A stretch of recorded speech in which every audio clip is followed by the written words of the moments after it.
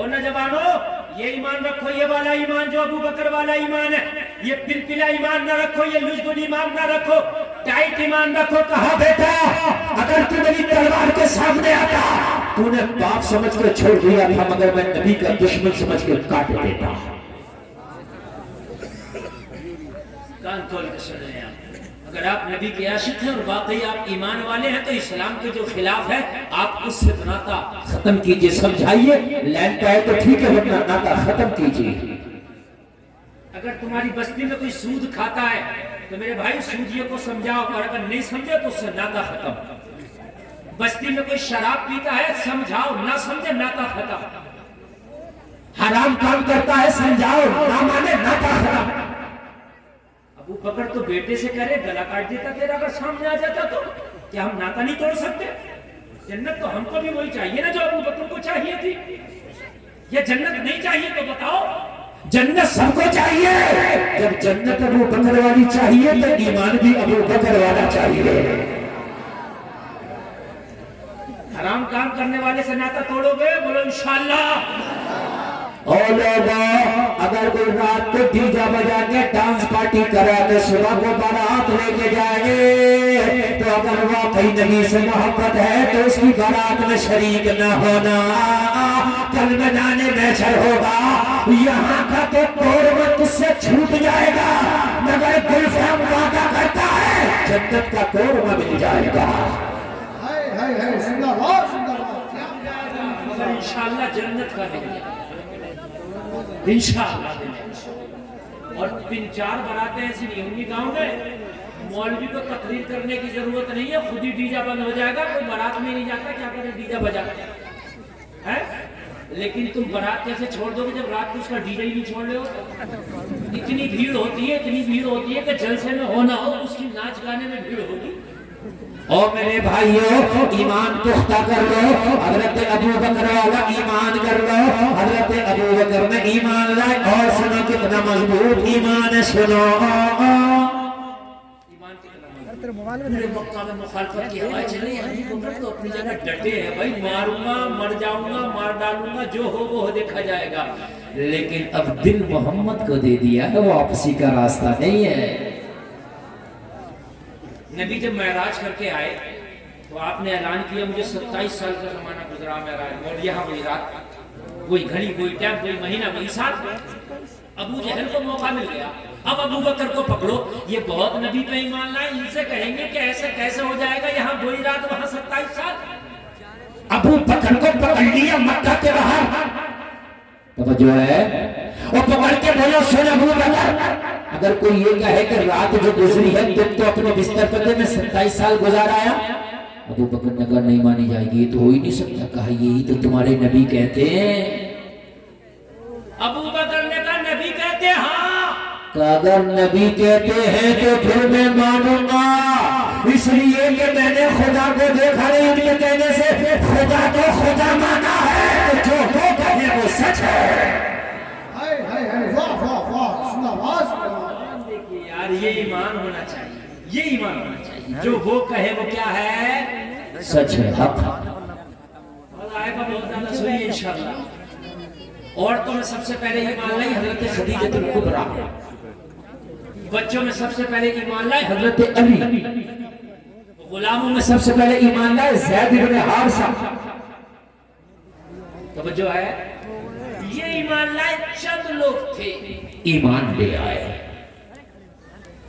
حضرت ابو بکر کی مخالفت برابر سے شروع ہو گئی، لیکن خدا کی قسم طاقت ہے کہ کوئی ابو بکر کے قدم کو پیچھے کھینچ لے؟ نہ۔ حضرت ابو بکر نے عرض کی یا رسول اللہ، اگر ابو بکر کی ایک جان نہیں ہزاروں کی ہوں گی تو اب ایک ایک کر کے آپ پہ قربان کر چکا۔ بس عرض کی تھی حضرت ابو بکر نے، آقا مجھے ایک چیز چاہیے، کیا؟ یا رسول اللہ مجھے کہیں بھی چھوڑنا مت، کہیں بھی مجھے چھوڑنا مت۔ آقا آپ کے بغیر رہ بھی نہیں پاؤں گا، محبت کی ہے ہمیشہ اپنے ساتھ رکھنا۔ تو اب نبی کا جواب دیکھو، کہا ایسے ساتھ رہو گے، مکہ میں ہوں تو ساتھ رہو گے، ہجرت کروں گا تو ساتھ رہو گے، مزار میں جاؤں گا تو قبر کے بھی ساتھی بنو گے۔ آج بھی نبی کے بغل میں ابو بکر ہی لیتے ہیں، ابو بکر ہی لیتے ہیں۔ جنت میں جاؤں گا تو ساتھ رہو گے، ابو بکر اب تم نے مجھے نہیں چھوڑا ہے، میں تمہیں نہیں چھوڑوں گا۔ یہ ہے محبت، تم نے مجھے نہیں چھوڑا، میں تمہیں نہیں چھوڑوں گا۔ عرض کی یا رسول اللہ ایک وقت وہ بھی آئے گا کہ ہجرت ہوگی۔ ہاں ہاں ابو بکر وہ وقت بھی آئے گا۔ عرض کی یا رسول اللہ اگر ہجرت کا وقت آئے تو اس کو نہ چھوڑنا، ابو بکر کو ساتھ لینا۔ اگر آپ مکہ میں ہیں تو مکہ میری جنت ہے، اور آپ ہجرت کر کے مدینہ جائیں تو پھر مدینہ میری جنت ہے۔ ٹھیک ہے، لے کے چلیں، محبت دیکھیے، لے کے چلیں۔ اور جب ہجرت کی رات آئی، میرے نبی سب سے پہلے اپنے حجرے سے نکل کے ابو بکر کے دروازے پہ پہنچے، دستک دی، اندر سے آواز آئی لبیک یا رسول اللہ۔ نبی نے فرمایا ابو بکر کیا جاگ رہے تھے؟ اس کی ہاں آقا جاگ رہا تھا۔ کہا یہ تو سونے کا ٹائم تھا، آپ کیوں جاگ رہے تھے؟ عرض کی یا رسول اللہ ایک دن میں نے آپ سے کہا تھا ہجرت ہو تو ساتھ لے کے چلنا، آپ نے فرمایا تھا ہاں ہجرت ہوگی تو رات ہوگی۔ آقا جس دن سے آپ نے کہا رات میں ہجرت ہوگی، اسی دن سے میں نے اپنی پیٹھ کو اپنے بستر سے نہیں لگایا ہے۔ پتہ نہیں آمنہ کا لال کب آ جائے، کب مجھے حکم مل جائے اور کب مجھے نبی کے ساتھ جانا پڑے۔ آقا ساز و سامان تیار ہے، آقا غلام تیار ہے، مکے کے باغات چھوڑ دوں گا، اپنا کنبہ قبیلہ چھوڑ دوں گا، گھر بار چھوڑ دوں گا، یا رسول اللہ اپنی کھیتی باڑی چھوڑ دوں گا، مال و متاع چھوڑ دوں گا۔ آقا یہ بتائیے چلنا کہاں ہے؟ مدینہ کا ہو تو مدینہ چلوں گا، حبشہ کا ہو تو حبشہ چلوں گا۔ آقا اگر روم و ایران میں جانا ہے تو وہاں چلوں گا۔ یا رسول اللہ مطلب یہ نہیں ہے جانا کہاں ہے، دیکھنا یہ ہے جہاں محبوب کا طلبہ ہوگا وہیں غلام کا جلوہ ہوگا۔ میں نے تو آپ کے ساتھ جانا، نبی نے ساتھ لیا اور چل دیے۔ رات کی بات ہے، ہجرت کی رات دو ہی لوگ ہیں، میرے نبی ہیں حضرت ابو بکر ہے۔ ساتھی ہو تو ایسا ہو، دوست ہو تو ایسا ہو، لوگوں محبت کرنے والا ہو تو ایسا ہو۔ سب چھوڑ دیا، رات میں مکہ والوں نے پیچھا کرنا شروع کر دیا۔ ابو بکر و محمد ابن عبداللہ مکہ کو چھوڑ کر نکل گئے ہیں۔ انہیں پکڑو پکڑو، پکڑنے کے بعد سزا دی جائے گی، مرڈر کر دیا جائے گا، قتل کر دیا جائے گا۔ اے لوگوں ذرا غور کرو، میرے کریم مصطفیٰ ابو بکر کو لے کے نکلے ہیں، راستے میں میرے مصطفیٰ نے سہارا دیا، ایک غار ہے، غار ہے۔ نبی نے فرمایا ابو بکر مکہ کے لوگ پیچھے پڑے ہیں، مکہ کے دشمن پیچھے پڑے ہیں، پیچھا کر رہے ہیں، ہم پیدل ہیں، وہ گھڑ سواری پر ہے، وہ ہمیں پکڑ لے گے۔ اس غار میں تھوڑی دیر ٹھہر جاؤ، اور ٹھہرنے کے بعد جب وہ واپس ہو جائے تب نکل جائے۔ لوگوں غار سور میں میرے نبی ابو بکر کو لے کر ٹھہر جاتے ہیں۔ اب ذرا غور کرنا،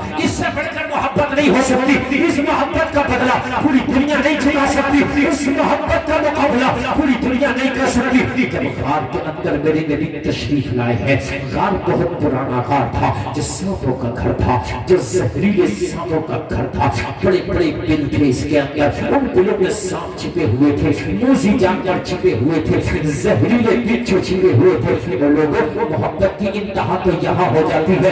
حضرت ابو بکر غار میں آئے، عرض کی یا رسول اللہ ابھی آپ باہر کھڑے رہے، میں غار کا معائنہ کر کے آتا ہوں، کوئی خطرناک چیز تو نہیں ہے، صاف صفائی کر کے آتا ہوں۔ حضرت ابو بکر غار کے اندر گئے، غار کے اندر لوگوں جو بھی کوڑا کرکٹ تھا حضرت ابو بکر نے صاف کر دیا، اپنی چادر بچھا دی۔ چادر بچھانے کے بعد عرض کی یا رسول اللہ تشریف لائے، میرے نبی غار کے اندر تشریف لائے، میرے نبی کو ابو بکر نے چادر پہ بٹھا دیا، چادر پہ نبی بیٹھ گئے۔ اب ابو بکر نے چاروں طرف کا جائزہ لیا، غار میں چاروں طرف سوراخ تھے، جس کے اندر زہریلے جانور تھے، جس کے اندر سانپ اور بچھو بھی ہو سکتے تھے۔ یار محبت تو دیکھ ذرا، محبت تو دیکھ۔ ابو بکر نے اپنا پیرہن پھاڑنا شروع کر دیا، اور پیرہن پھاڑ کے لوگوں اس کو سمیٹتے جاتے، اکٹھا کرتے جاتے اور دلوں کا منہ بند کرتے چلے جاتے۔ اپنا پیرہن پھاڑنے کے بعد حضرت ابو بکر نے سارے دلوں کو بند کر دیا ہے، اس غرض سے کوئی موذی جانور نکل کے میرے نبی کو ڈس نہ لے،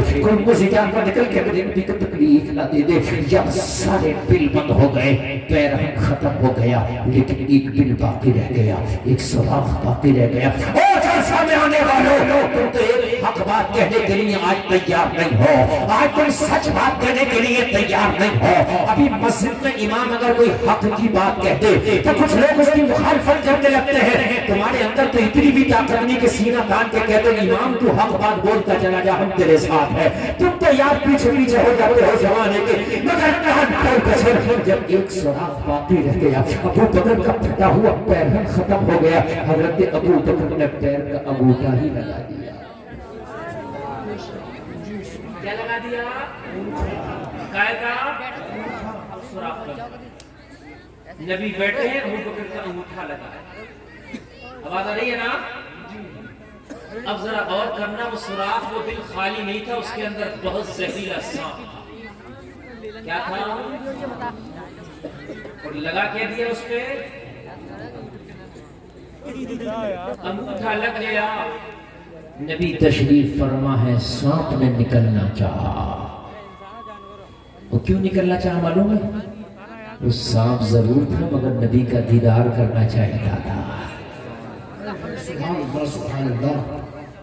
زہریلا ضرور تھا مگر محبت اسے بھی تھی.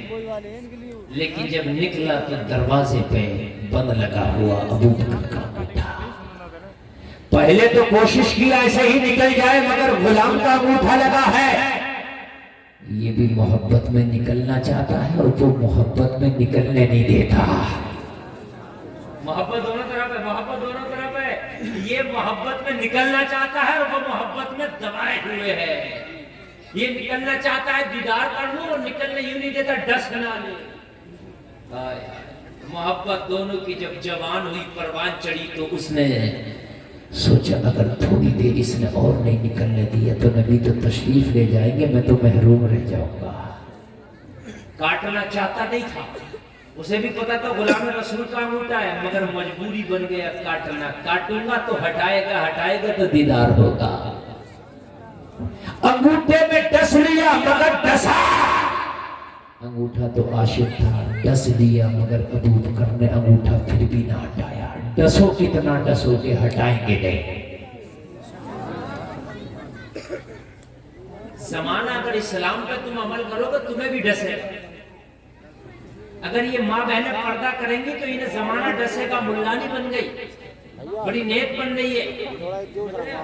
اگر تم نماز پڑھنے لگو, نوجوان نماز پڑھنے لگے, داڑھی رکھ لیں تو کہیں گے تو مولانا ہو گیا, ملا جی ہو گیا. یہ ڈسنا ہے. یہ بھی کوئی زبان سے ڈستا ہے, کوئی ڈنگ سے ڈستا ہے, کوئی جو ہے کسی بھالے سے ڈستا ہے. اپنے اپنے ڈسنے کے طریقے ہیں مگر ڈسو کیوں کیا ڈسو گے؟ تمہارے ڈسنے میں نہیں آنے والے محبت جو نبی سے کر بیٹھے ہیں.